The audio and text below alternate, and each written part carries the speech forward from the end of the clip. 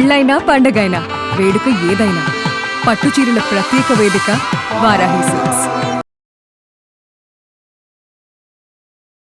Hello hello సిరి చెప్పు ఏంటి? ఎక్కడున్నారండి? ఇక్కడ ఉంటాను, క్యాంటీన్ దగ్గర ఉన్నా. సరే కానీ నేను నా ఊరు వెళ్తున్నాను పిల్లల్ని తీసుకొని. ఎందుకు? ఏమైంది? ఎందుకు వెళ్తున్నావు? లేదండి నేను రావట్లేదు, మీరే అది చూసుకోండి సరేనా? మీరే అది మెయింటైన్ చేయండి. నేనైతే ఇంకా నేను వెళ్ళిపోతున్నానండి పిల్లల్ని తీసుకొని, ఇంకా రాను. ఒక్కడి వల్ల ఎలా అవుతుంది? అవన్నీ మీరు చూసుకోండి, నాకేం సంబంధం లేదండి. ఇంకా నేను మీతో ఉండలేనండి, నేను వెళ్ళిపోతున్నాను నా పిల్లల్ని తీసుకొని. ఆఖరిసారిగా నేను ఒకసారి మన కళ్యాణ్ చక్రవర్తి గారు డాక్టర్ సైకియాట్రిస్ట్ ఆయనతో నేను ఈ విషయం అనేది నేను చెప్పానండి, మన విషయము. ఆయన డప్పు లేదు పప్పు లేదు, నేను కాల్ అనేది కలిపాను. ఒకసారి ఆయన లైన్ లో ఉన్నారు, ఆయనతో మాట్లాడండి. మీరు ఆ క్యాంటీన్ ఎవరికైనా అప్పు చెప్పి ఒక 10 నిమిషాలు పక్కకు వచ్చి మాట్లాడండి. రాజుగారు నమస్తే అండి. రాజుగారు నమస్తే. నేను ఊరోనే కానీ కొద్దిగా ఇటువంటి విషయాల్లో కొద్దిగా చాకచక్యంగా డీల్ చేసేటటువంటి వ్యక్తి. సో కాసేపు మీరు మాకు టైం ఇవ్వగలిగితే కనుక ఒక 2 నిమిషాలు మాట్లాడతాం మీతో. చెప్పండి. రైట్ రాజుగారు, ఇప్పుడు పరిస్థితి ఏంటంటారు? ఇప్పుడు మీరు ఏదో బెట్టింగ్ ఇలాంటి వాటిల్లోకి వెళ్ళి చాలా వరకు డబ్బులు పోగొట్టుకుని ఆఖరికి కష్టపడి సంపాదించినటువంటి ఆ ఇల్లును కూడా, సర్వస్వం అంతా కూడా ఈరోజు దారదత్తం అయింది, తాకట్టు పట్టింది. ఇప్పుడు ఎక్కడ ఉండాలో తెలియనటువంటి పరిస్థితి ఏర్పడిందని చెప్పి సిరి గారు బాధపడుతున్నారు. రాజుగారు ఏంటి మీకు దీని వెనకాల ఉన్న ఆలోచన ఏంటి? ఎందుకు ఇలా జరిగింది? ఇప్పుడు రెక్టిఫికేషన్ ప్రాసెస్ ఏంటి? ఏ విధంగా ఈ ప్రాసెస్ ని మనం రిపేర్ చేయగలం?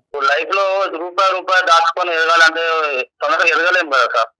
అదే బెట్టింగ్ ద్వారా దీని ద్వారా అయితే తొందరగా ఎదగలుగుతాం. ఇప్పుడు మా బడ్డీ కొట్టు వరకు వచ్చి చాలా మంది అనుకుంటారు, టిఫిన్ చేసుకుంటూ వాళ్ళు మాట్లాడుకుంటున్నారు. మా ఫ్రెండ్ కి ఒకతనికి 50,000 పెడితే 30 లక్షలు వచ్చింది.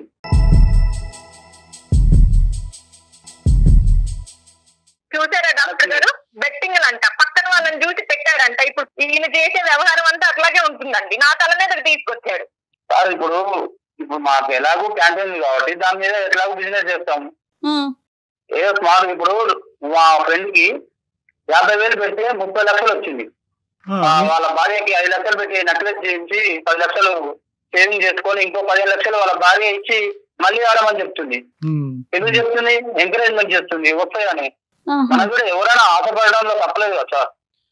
కాదు, మీ అతను ఒక్కడే ఆడుతున్నాడా మొత్తం? ఇది మీ ఇంకెవరు ఆడట్లేదా? ఇందులో గెలిచిన వాళ్ళు చాలా మంది ఆడుతున్నారు. చాలా మంది ఆడుతున్నారు. ఇప్పుడు మనం చూడట్లేదు ఐపీఎల్ మ్యాచ్లు, బిట్టింగ్ చూస్తున్నాం సార్, చూస్తున్నాం, కాదనట్లేదు. కానీ ఓడిపోయినటువంటి వాళ్ళు ఒక్కరు కూడా కనిపించలేదా మీకు? కనిపిస్తారు సార్. మన లక్కు సార్, అది మన లక్కు. అవును,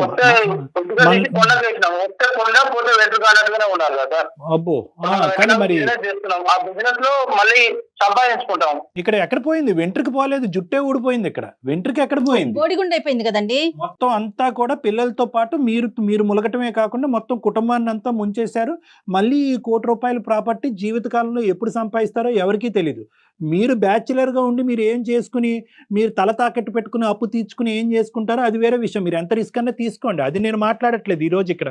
కానీ మీతో పాటు ముడిపడినటువంటి నీ భార్య, నీ పిల్లలకి, ఎందుకంటే ఈ మొత్తం ఇంట్లో సంపాదన కష్టార్జితం ఆవిడది కూడా, అది గుర్తుపెట్టుకోండి.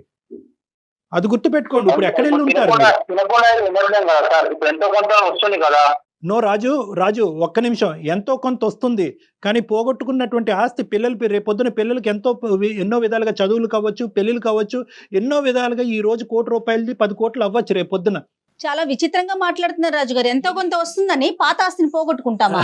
ఉన్నదాన్ని పోగొట్టుకుంటారా? ఈ నష్టం అనేటటువంటిది కొద్దిగా కూడా మీలో పశ్చాత్తాపం గానీ ఒక ఫీలింగ్ గానీ క్రియేట్ చేయట్లేదా రాజుగారు? పశ్చాత్తాపం అంటే ఇప్పుడు వాళ్ళు ఎదుటి వారిని చూసి మనం బతకడం, వాళ్ళని చూసి అబ్బా వానికి ఇంత వచ్చింది అంత వచ్చిందని మనం స్వార్థపడకూడదు. మనం కూడా మన అదృష్టాన్ని ప్రశ్నించుకోవాలి సార్.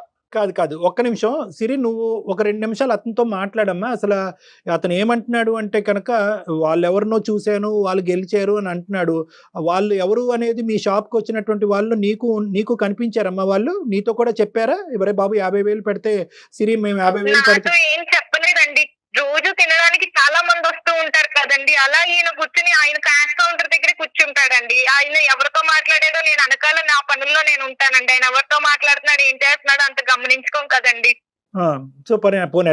పేరుకి రాజండి బాబు, నువ్వు పేరుకి రాజమ్మ, రాజు మహారాజులా ఫీల్ అయిపోయి నువ్వు వేషాలు అనేది వెయ్య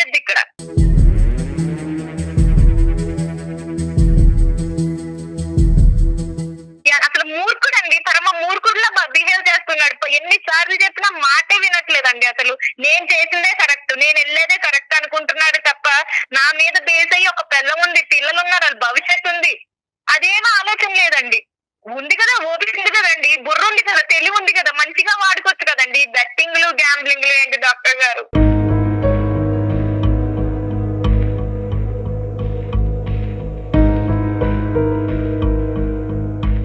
ఆడితే దాంట్లో వస్తుంది సార్, తగిలితే తగలొచ్చు.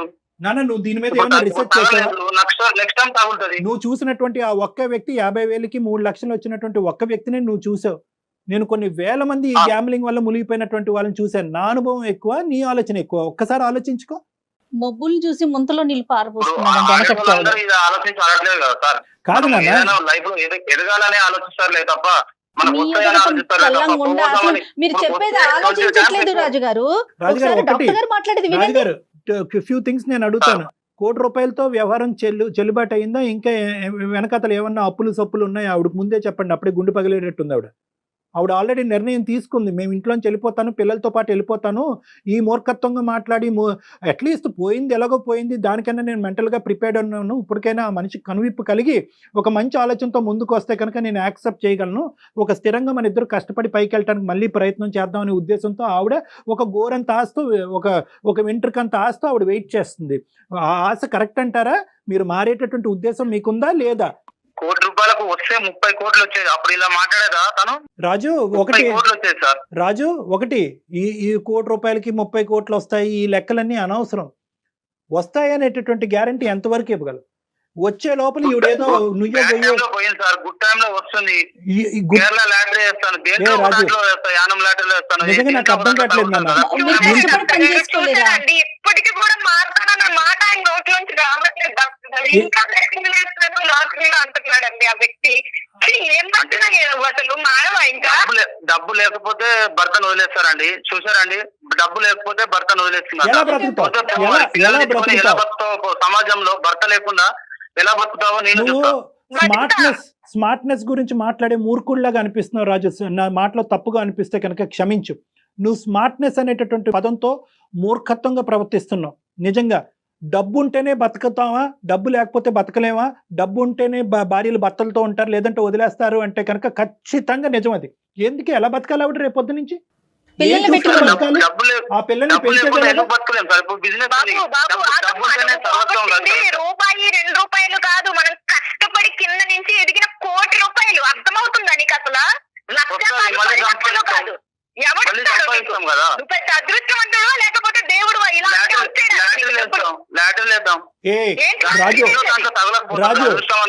రాజు ప్రతి మనిషికి ఒక పిచ్చి ఉంటుందేమో గానీ ఇది నీకుండేటటువంటి పిచ్చి కళల పిచ్చి. నువ్వు ఊహాజనకమైనటువంటి కళల లోకంలో తేలుతున్నావు, రియాలిటీకి చాలా దూరంగా వెళ్ళిపోతున్నావు.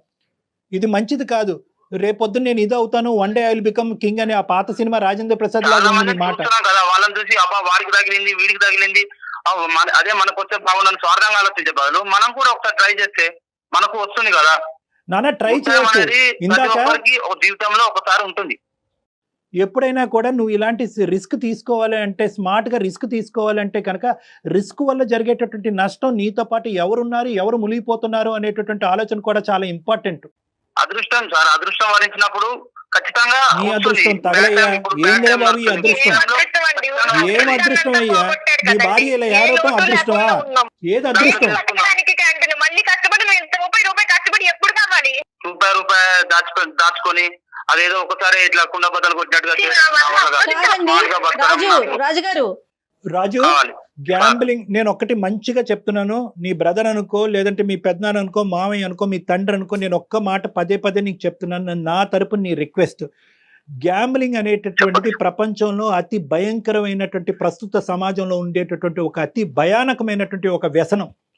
ఎన్ని లోన్ యాప్ల్లోకి ఏమన్నా వెళ్ళేవా నువ్వు? అలాంటివి వెళ్ళలేవు. మరి ఎక్కడి నుంచి వచ్చినాయి ఇంత డబ్బులు? తన పేరు మీద ఉంది కదా, ఎవరేం చేస్తారు? ఇదేం మాట్లాడతాదని ఆడది అనుకుని నన్ను కనీసం నా ఇది కూడా లేకుండా నా పెట్టేశాడండి. అదే రాజు, రాజు వచ్చినప్పుడు మాట్లాడు. నీకు నీ పాదాలకి దండం పెడతాది. మాట్లాడదు కానీ వచ్చినప్పుడు నువ్వు మాట్లాడు. వచ్చినప్పుడు నువ్వు మాట్లాడు రాజు. నీతో పాటు పగటకళ్ళ కంటానికి నీ కుటుంబ సభ్యులు కానీ నీ చుట్టుపక్కల ఉండేటటువంటి వాళ్ళు కానీ ఎవరు రెడీగా లేరు. ఇప్పటికొచ్చి మీ అటువైపు కానీ ఇటువైపు కానీ తల్లిదండ్రులకి ఎవరికి తెలియదు. ఇది ఎవరికైనా తెలిస్తే కనుక ఈ ఒక్క సెకండ్ కూడా ఈ అమ్మాయిని ఈ ఆలోచన కూడా ఉండేవ్వకుండా పట్టుకెళ్ళిపోయి ఉండేవారు. వెళ్ళిపోతే వెళ్ళిపోమను, ఎలా బతుకుతుందో నేను చూస్తాను.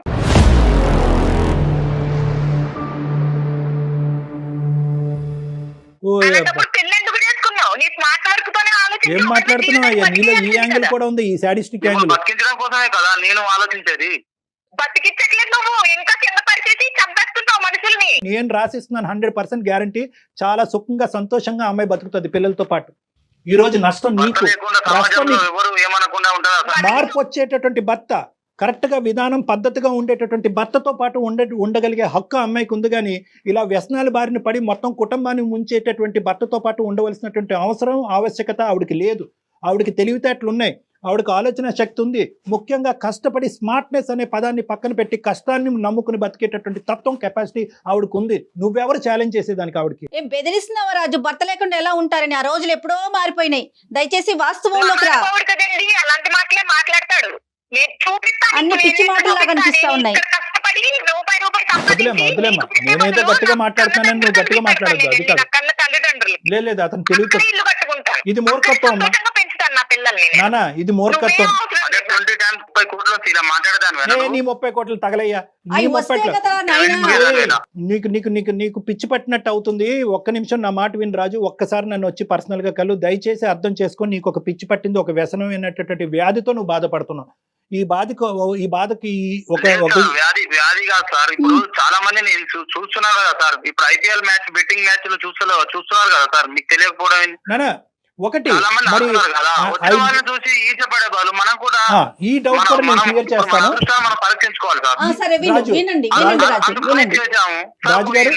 రాజుగారు కరెక్టే. పోయిందంటండి, చూసారా? పోయిందంట, ఏదో ఎలాగా ఎంట్రుకు ఎగిరిపోయినంత ఈజీగా చెప్తున్నాడండి ఆయన పోయిందని.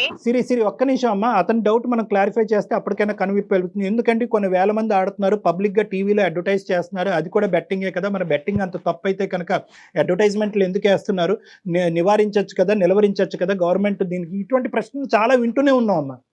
కానీ ఇక్కడ ముఖ్యంగా మన ఉద్దేశం ఏంటంటే, ఈ బెట్టింగ్ అనేటటువంటిది వ్యక్తిత్వం బట్టే ఆధారపడి ఉంటుంది. ఆడినటువంటి వాళ్ళు 100 కోట్ల మంది ఉంటారు, కానీ ఎక్కడ ఆగాలో అనేటటువంటి ఆలోచన వాళ్ళకు ఉంటుంది. మన కెపాసిటీ ఏంటి, మన కుటుంబ వ్యవహారం ఏంటి, పరిస్థితులు ఏంటి, మనం సంపాదించేది ఎంత, మనం సేవ్ చేసుకునేది ఎంత రిస్క్ తీసుకుని మనం పోగొట్టుకుంటున్నాం అనే లెక్క కరెక్ట్గా తెలియాలి ఇందులో దిగే ముందు. ఈ లెక్క తెలియకపోతే కనుక అందులో ములుగుతావు, ఊబిలో కూరుకుపోతారు. ఒకప్పుడు నీ బ్యాచులర్ అయితే కనుక, నీ మీద ఆధారపడేటటువంటి వాళ్ళు ఎవరు లేకపోతే కనుక ఇంతకి 100 రెట్లు స్పీడ్కి వెళ్ళు, నీ గొయ్యి నువ్వు తవ్వుకో, ఎవడు కాదంటూ. కానీ ఈ రోజు మా ఆవిడ్ని ముంచుతాను, కుటుంబాన్ని ముంచుతాను, కానీ నేను అదే దారిలో వెళ్తాను అంటే కనుక ఆవిడ నీతో పాటు ప్రయాణం చేసేటటువంటి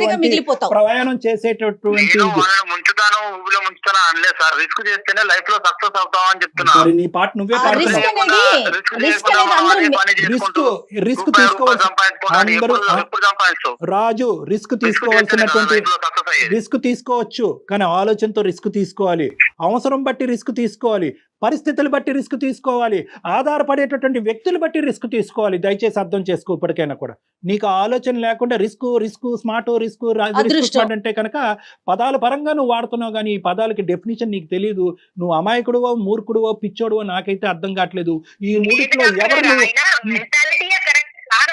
బుర్రకి ఇంకా ఎంత చెప్పినా ఎక్కడ మూర్ఖుడు, పెద్ద మూర్ఖుడు అండి. ఇలాంటి ఆలోచనే ఉంటే ఎవ్వరు ఉద్యోగాలు గాని వ్యాపారాలు గాని ఏమి చెయ్యం. అదృష్టం కోసం పరుగులు పెట్టడమే. ఒక్కసారి నా దగ్గర రండి, పిల్లల భవిష్యత్ దృష్ట్యా. ఇంకెవరు వద్దు, నీ భార్య వదిలేసే, నీ గురించి వదిలేసే, నా మాటలు కూడా వదిలేసే. పిల్లలు, చంటి పిల్లలు, నీ 30 కోట్లు వద్దు. నువ్వు కష్టపడేటటువంటి ఆ 10 రూపాయలు చాలు, మా స్కూల్ ఫీజులు కట్టి మాకు తిండి పెడితే చాలు మా నాన్న అనుకునేటటువంటి అడగలేనటువంటి వయసులో వాళ్ళు ఉన్నారు. రేపు అడిగేటటువంటి వయసులో వాళ్ళు వస్తే కనుక నీ మొహం ఎక్కడ పెట్టుకోవాలని నీకు తెలియదు. కాబట్టి ఆ పిల్లల భవిష్యత్తు దృష్ట్యా ఒక్కసారి నా దగ్గరికి మీరు డాక్టర్ గారి దగ్గరికి రండి, మాట్లాడండి. ఆయన చెప్పిన దానికి మీరు కన్విన్స్ అయితేనే ముందు స్టెప్ వేయండి, లేదంటే లేదు, మీ ఇష్టం. ఏం చేయలేరు. మనం ఎంత చేసినా పిల్లల కోసం, పిల్లల భవిష్యత్తు అంటున్నారు కాబట్టి, పిల్లల కోసం కాబట్టి సరే సార్. Very good. దండం పెడతా. రామ్మ రా నాన్న, ప్లీజ్ వెల్కమ్. ఓకే రైట్ సిరి, ఇంకా సిరి మీరు ప్రొలాంగ్ చేయకండి. ఫోన్ కాల్ అయిపోయిన తర్వాత డాక్టర్ గారిది ఒక్కసారి నేను ఫోన్ నెంబర్ మీకు షేర్ చేస్తాను. ఇమీడియట్ గా తీసుకొని రండి అమ్మ కళ్యాణ్ గారి దగ్గరికి. ఖచ్చితంగా వస్తానండి, ఖచ్చితంగా. థ్యాంక్ యూ అమ్మా, వస్తానంటమే ఈ విజయానికి మొదటి మెట్టు. సో నాకైతే 210% ఇటువంటి కేసెస్ డీల్ చేసేటటువంటి దాంట్లో నాకు అనుభవం కెపాసిటీ ఉంది ఉంది. కాబట్టి Yes. ఖచ్చితంగా రండమ్మా. I'm positive about this. Right Raju? Okay అమ్మా, Thank you అండి. ఓకే అమ్మా, okay right. Thank you, madam. Okay నాన్న, బై.